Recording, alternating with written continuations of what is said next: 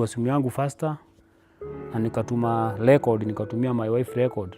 Kamwambia in case muone si uko online, msinitafute, mkuwe tayari mimi nimekufa, na nikisha kufa mwili yangu haitairudishwa. Ibihe byiza nshuti bakunzi ba KG Pro TV, nkuko mubizi rwose ibiganiro byose byiza by'umunsi ku munsi tuba tugomba kugenda tubagezaho umunsi ku munsi uko bukeye nuko bwije, tugenda tubagezaho uko byagenda kose. Ndagushimiye cyane rero wowe wabashije gukora subscribe, ariko nawe utarayinginga nkubwira nikora subscribe kugira ngo wiyizire mu muryango mugari wa KG Pro TV. Aha ngaha turi nka KG Pro TV twanyarukiye ahitwa Girigiri na agace ko muri Kenya. Hano karimo umusore ukiri muto cyane w'imyaka 19, bivugwa ko ari umunyarwanda kuko agerageza kuvuga ikinyarwanda gikeya, akavuga igiswahili n'icyongereza. Muzi nkundura rero imaze iminsi ivugwa yaba basore bo muri East Africa, yaba basore bo muri Kenya, Uganda, Tanzania, u Rwanda, u Burundi, Congo n'ibindi bice bari kujya kurwana mu ntambara yo muri Ukraine, bakajya kurwanira ku ruhande rw'Uburusiya. Mbere ho gato yo kugira ngo tuganirize uyu musore,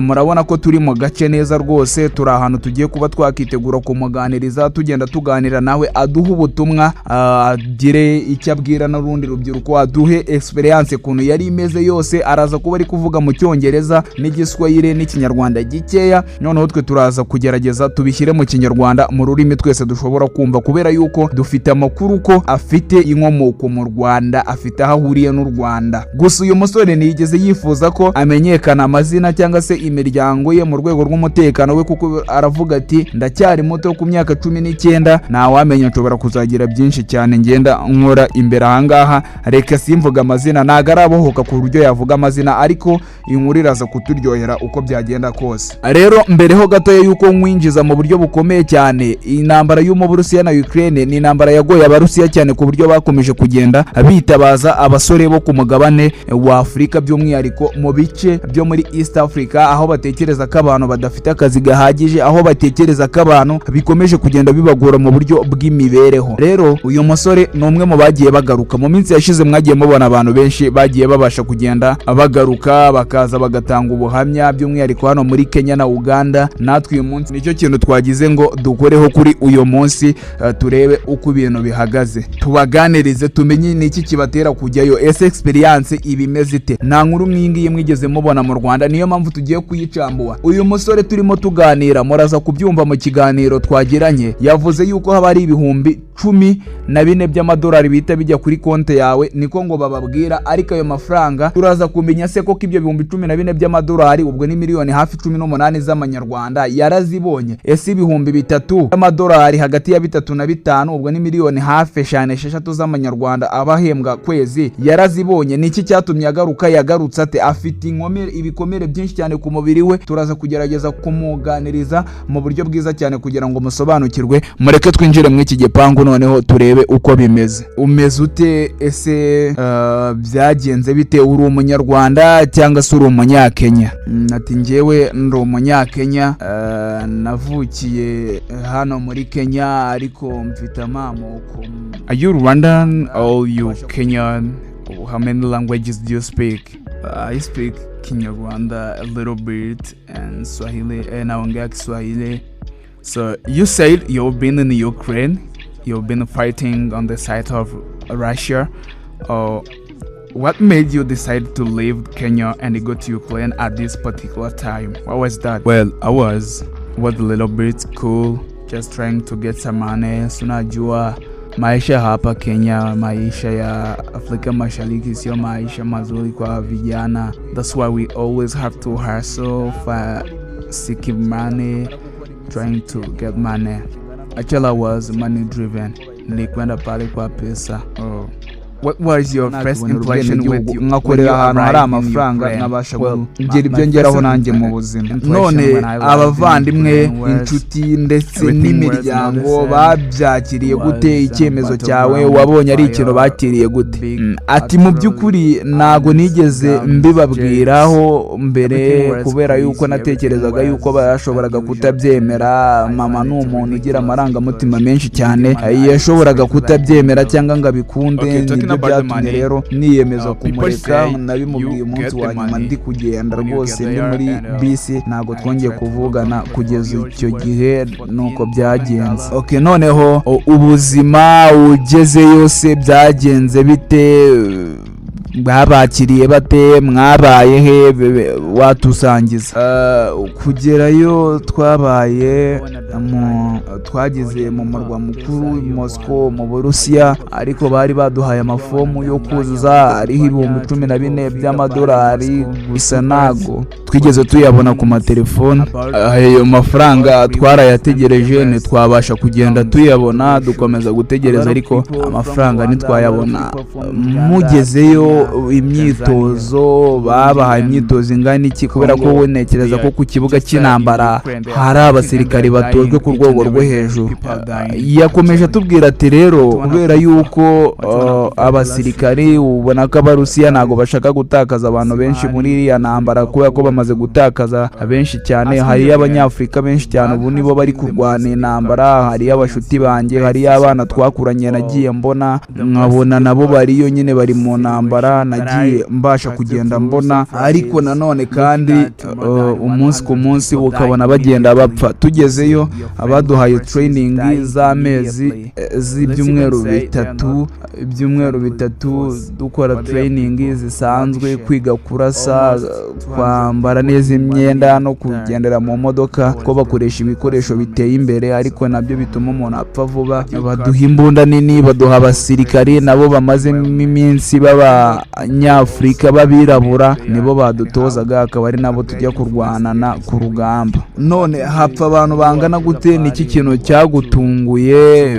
Bimeze bite? Ese izo ntekerezo uri kugerageza kuzirwanya mu buhe buryo? Nabwo yasubije aravuga ati rero ikintu nge cyantunguye hano ni ukubona abantu benshi bapfa. Ntabwo nari narigeze mbona abantu bangana n'100 bameneka, amaraso yabo ameneka, abantu bagera kuri 200 bapfa icyarimwe. Ntabwo nari narigeze mbibonaho mu buzima bwanjye na rimwe. Nicyo cyantunguye kandi kinantera ubwoba mu buryo budasanzwe, ariko ndimo ndagerageza kugenda noroherwamo gake kuko mfite n'ibikomere ahantu hagiye hatandukanye. Ubuvuzi ntabwo bwari bwiza, ariko nizeye ko ubwo nagarutse muri Kenya wenda baraza kutwitaho bakaba bakongera kutuvura no kudufasha. Ni abahe bantu mwahuriyeyo? Bimeze bite? Wabigiyeho ikindi yihe experience ikomeye wabashije kuba wakura hariya hantu mu by'ukuri ugereranyije?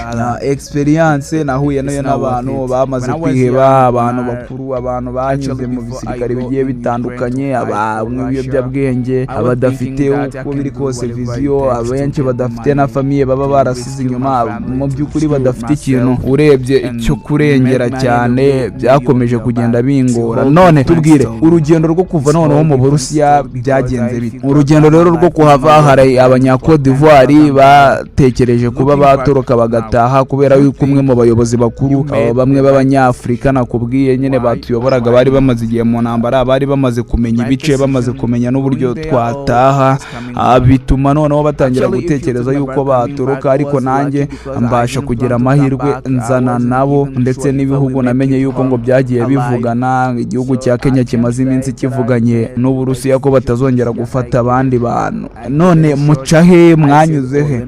Tugiye kugenda twanyuze mu nkambi yitwa Kakuma muri Kenya, ariho hantu twazamukiye duca za Somalia, ubundi twurira indege turazamuka twerekeza mu Burusiya. Mu kugaruka muri Kenya nyine icyo nabwira abantu, icyo nabwira imiryango, ntabwo ntekereza ko urubyiruko rwagakomeje kwihutira cyane kuba rwakirukanka no kujya muri ibi bintu bimeze gutya by'intambara umunsi ku munsi. Intambara z'umunsi ku munsi, abantu bari gupfa ari benshi cyane. Batuze tube abanyamwuga, twige ibintu byinshi, tujye ku masomo, twige kaminuza, dushake ikindi kintu twakora tudatekereje ku mafaranga yoroshye dushobora gukura muri Ukraine cyangwa se ahandi hantu mu isi hariho hose bishobora gushyira ubuzima bwacu mu kaga. Ikintu nize gikomeye cyane kuruta ibindi ni uko ubuzima bwanjye budakwiye kuba bwakangizwa ku mafaranga makeya. Iyo nza kuba nsubiza ibihe inyuma ntago nakabikunze rwose.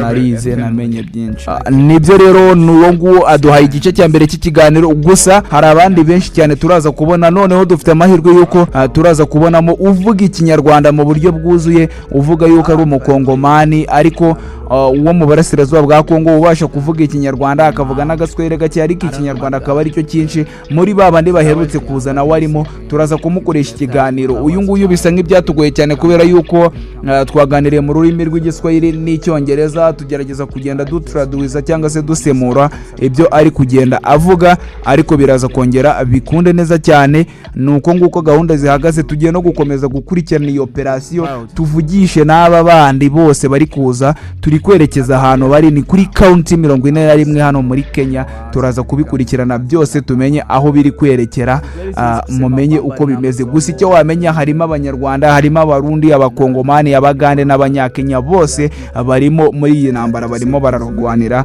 Wowe kora subscribe, like, share na comment. Dukomeze kubana kuri KG Pro TV mu biganiro byacu byo munsi ku munsi. Uze mu muryango mugari, dukomeze tubikurikirane. Nuciye ku ikindi kiganiro tugiye gutegura, tugakora interview nziza cyane. Hano turi kwihuta kugira ngo tugire icyo tubabwira, ariko interview iri gutegurwa nziza yo mu rwego rwo hejuru, iraza kubikubiyemo ibintu byose. Ciao ciao. Wanakwenda pale kila siku. What do you think is the most important thing you've ever seen in Ukraine so far? Actually, I didn't think anything crucial. I didn't think anything particular that I can say is crucial. But what I can tell these kids who are going in Ukraine to fight, they are fighting for nothing. They are the money ambayo wanasema hayapo, hizo pesa hazipo. Hakuna pesa pale, ni kudanganya Mwanaafrika ili aende afariki pale kwenye vita visivyo muhusu. What can you say to the young brother, to the peers who wanted to join Ukraine war right now? Like, what is the advice to the young people?